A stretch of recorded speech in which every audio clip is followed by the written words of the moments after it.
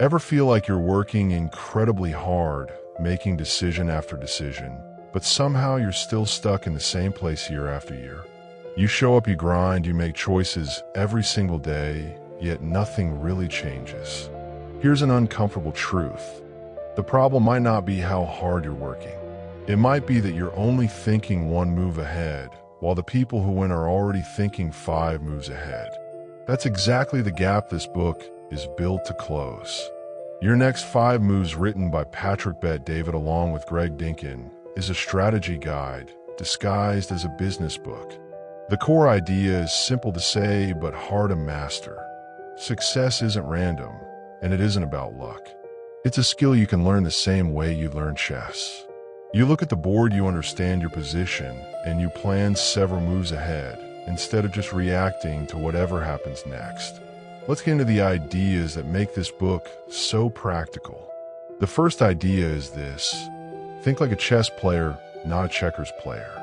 In checkers, every move looks the same. You jump forward, you react to whatever piece is in front of you.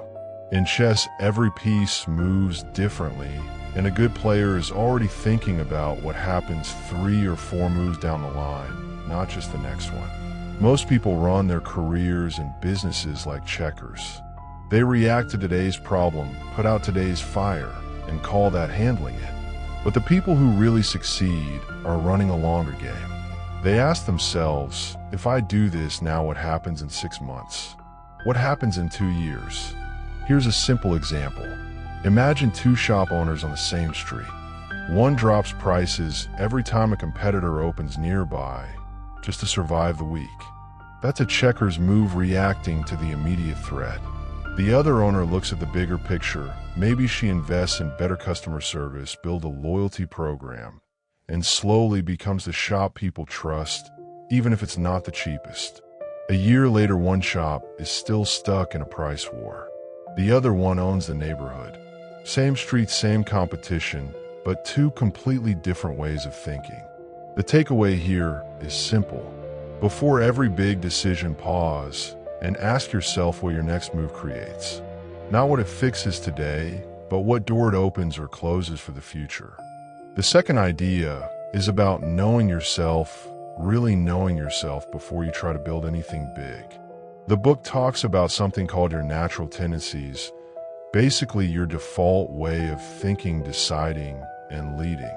Some people are naturally dominant and love taking charge.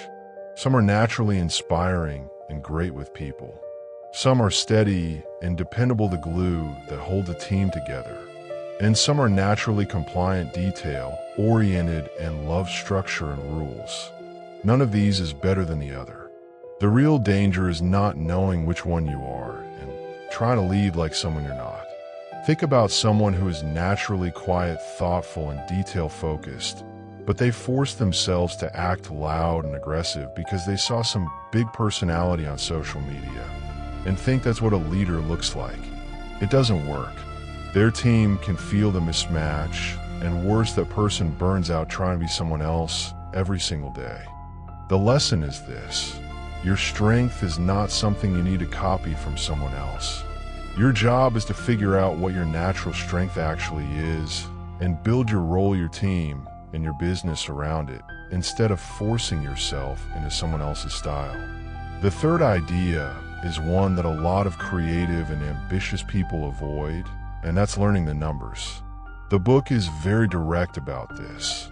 If you don't understand your financial statements, you don't actually understand your business. You might have a great product, great energy, great ideas, but if you don't know your profit margins, your cash flow, or where your money is actually going, you're flying blind. Picture someone running a small content business, bringing in decent revenue every month, feeling proud of the income. But they never actually calculate their real profit after expenses, taxes, and reinvestment. A year later, they realized they were barely breaking. Even the whole time, some months, they were actually losing money without knowing it. The numbers were always telling the truth, they just weren't listening. The takeaway is straightforward.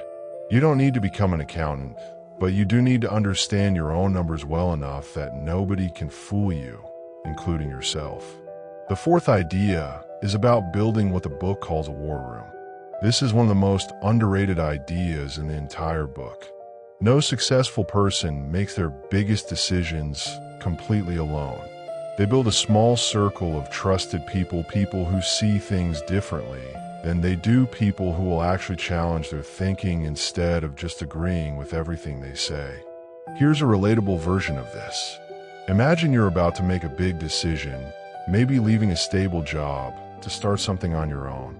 If you only ask people who will cheer you on no matter what, you'll get one version of reality. But if you also talk to someone more cautious, someone who has actually failed at something similar before, and someone who thinks completely differently than you, do you suddenly see angles you never considered? That's not weakness, that's strategy.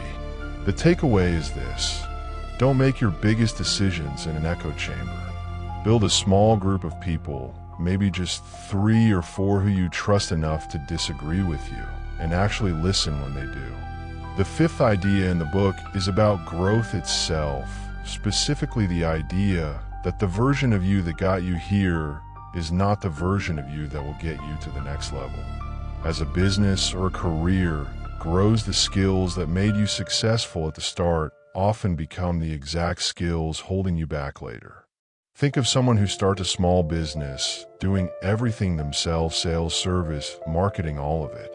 That hustle and hands-on energy is exactly what gets the business off the ground. But if that same person refuses to delegate, refuses to build systems, and keeps trying to control every little detail, even after the business has grown 10 times bigger, the business hits a ceiling. Not because the person isn't talented, but because they never updated their own operating system as the game changed around them. The takeaway here is simple but important. Growth means you have to keep becoming a slightly different version of yourself. Comfort with change is not optional, it's the entry fee for the next level. Now here's a pattern interrupt, something most people completely miss when they think about strategy. Most people assume strategy is about having a brilliant plan, some genius insight nobody else thought of. But this book quietly reveals something different. Real strategy is mostly about emotional control. It's about not making decisions out of fear, ego, or impatience. Most bad business decisions were not caused by bad ideas. They were caused by good ideas executed in a moment of panic, anger, or wounded pride.